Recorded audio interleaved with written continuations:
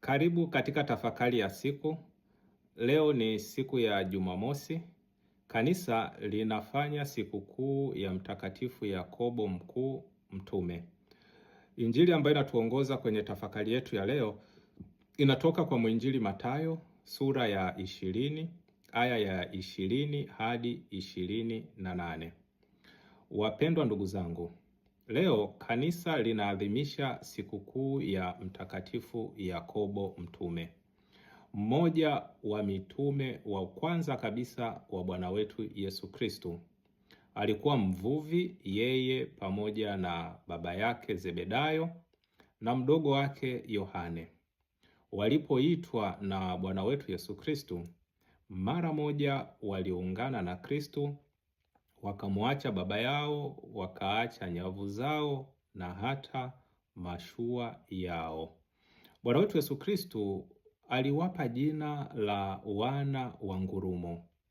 Hii inaonyesha walikuwa na ari kubwa, walikuwa ni watu wenye msimamo, lakini wakati mwingine pia walikuwa na hasira na walitaka mambo yafanyike kwa nguvu na kwa mara moja.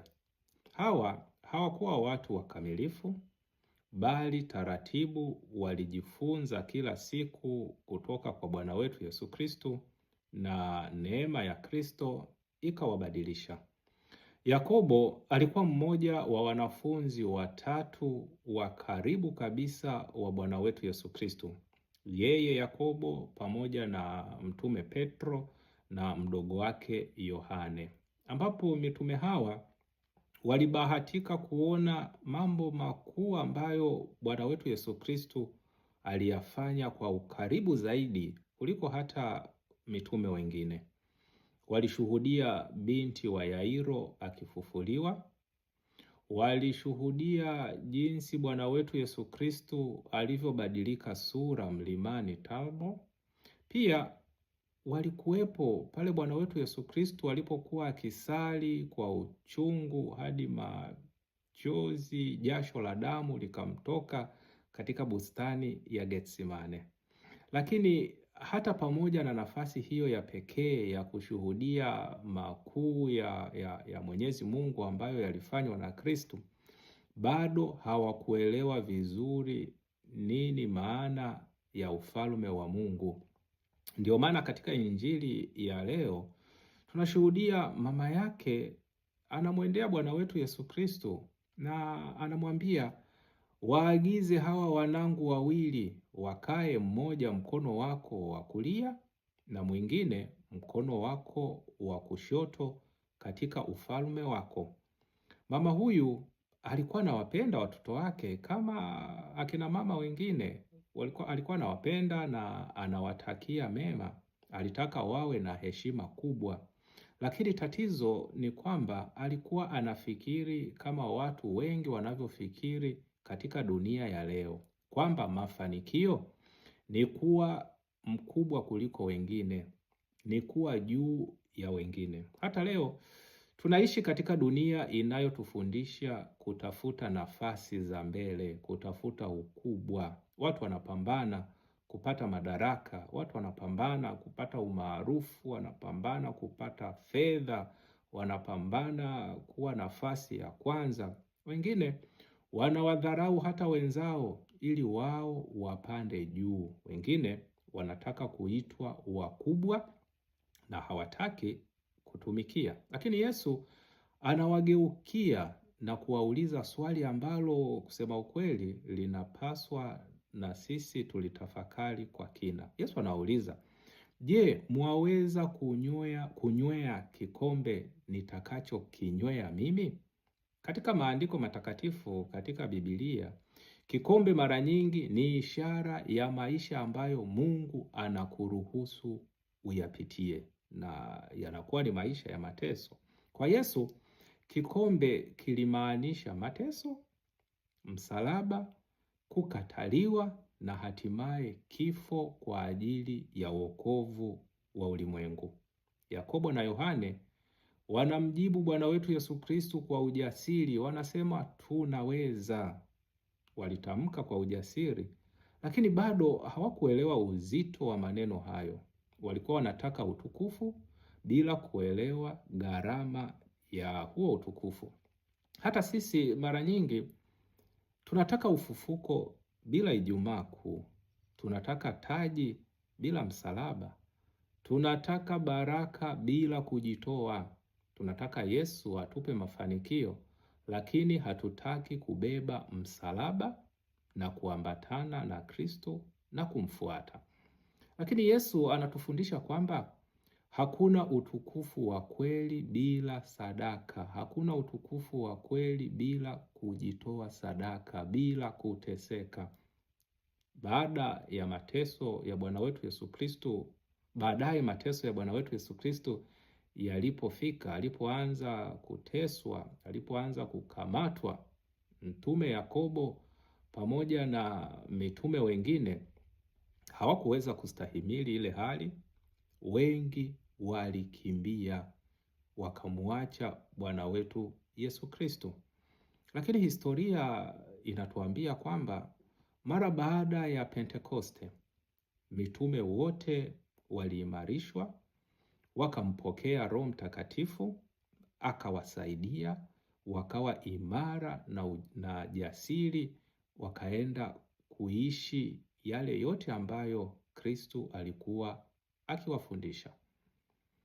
Mtume Yakobo akatoka akiwa shahidi jasiri, akaenda kuhubiri Injili mpaka Hispania, mahali ambapo hata leo mamilioni ya watu hufanya hija kwenda Santiago de Compostela, mahali ambapo wakati mwingine watu wanahusisha kwamba kaburi lake liko huko.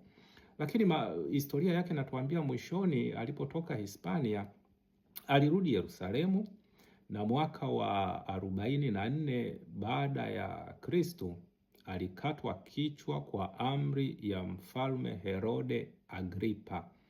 Akawa mtume wa kwanza kumwaga damu yake kwa ajili ya Kristo. Hapo ndipo tunapoona kwamba alikunywa kweli kikombe ambacho Bwana wetu Yesu Kristo alimtabiria. Ndugu zangu, kuna jambo la kutia moyo sana katika historia hii ya mtume Yakobo. Yakobo hakuanza akiwa mtakatifu mkamilifu.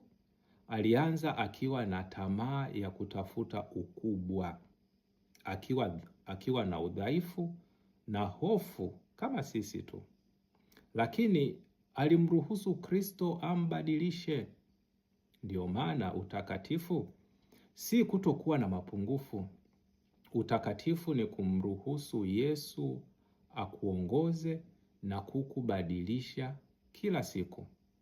Ndipo Yesu anatoa fundisho ambalo linabadilisha historia ya ulimwengu. Yesu anasema, anayetaka kuwa mkuu kati yenu na awe mtumishi wenu, anayetaka kuwa wa kwanza na awe mtumwa wa wote. Kwa Yesu, ukuu si cheo bali ni huduma. Mkuu si yule anayeheshimiwa zaidi, bali anayependa zaidi, anayejitoa zaidi. Mkuu si yule anayewatawala wengine kwa nguvu, bali anayewainua wengine. Mkuu sio yule anayekusanya mali nyingi, bali mkuu ni yule ambaye yote aliyokuwa nayo yuko tayari kuwashirikisha wengine kwa upendo. Yesu mwenyewe ndiyo mfano wa kwanza. Yeye ni mfalme wa wafalme, ni mwana wa Mungu, lakini aliosha miguu ya wanafunzi wake. Yeye ni Bwana wa ulimwengu, lakini alikubali kufa msalabani kwa ajili yetu. Leo tujiulize kwa unyenyekevu. Je, ninatumia vipawa vyangu kuwatumikia wengine au kujitafutia sifa? Vipawa ambavyo Mwenyezi Mungu amenijalia, ninavitumia kwa ajili ya manufaa ya wengine, au vipawa hivyo navitumia ili mimi nipande juu, ili mimi nisifiwe? Je, ninapenda kutambulika kuliko kutenda mema kwa siri? Je, nikifanya jambo zuri napenda jambo hilo linitambulishe, au mimi naanza kuhangaika kutaka watu wanitambue kwamba mimi ndio nililolifanya? Je, niko tayari kubeba msalaba wangu kwa ajili ya Kristo? Mtakatifu Yakobo anatufundisha kwamba maisha yenye thamani si kuishi maisha marefu, bali ni yale yanayotolewa kwa upendo. Aliishi kwa Kristo, akafa kwa Kristo. Ndio maana jina lake linaendelea kuheshimika mpaka leo. Tunapoadhimisha sikukuu yake, tumuombe atuombee ili nasi tuwe Wakristo wanaojulikana si kwa kutafuta nafasi za mbele, bali kwa moyo wa huduma, unyenyekevu na uaminifu. Mwisho wa yote, tusisahau maneno ya Bwana wetu Yesu Kristo anayesema mwana wa Adamu hakuja kutumikiwa, bali kutumikia na kutoa maisha yake kwa fidia kwa ajili ya wengi. Hiyo ndio njia ya Kristo, hiyo ndio njia ya Mtakatifu Yakobo, na hiyo ndio njia ya kila Mkristo anayetamani kuwa mkuu machoni pa Mwenyezi Mungu. Mtakatifu Yakobo mkuu atuombee ili na sisi tuweze kutumika kwa ajili ya watu. Maisha yetu yawe ni kitabu kwa ajili ya watu wengine. Tusitafute nafasi za mbele, bali tuwahudumie watu. Ukuu wetu, ukubwa wetu ujidhihirishe vile ambavyo tunawahudumia watu, tena wale ambao ni wadogo. Akubariki na kukulinda Mungu Mwenyezi, Baba na Mwana na Roho Mtakatifu. Amina.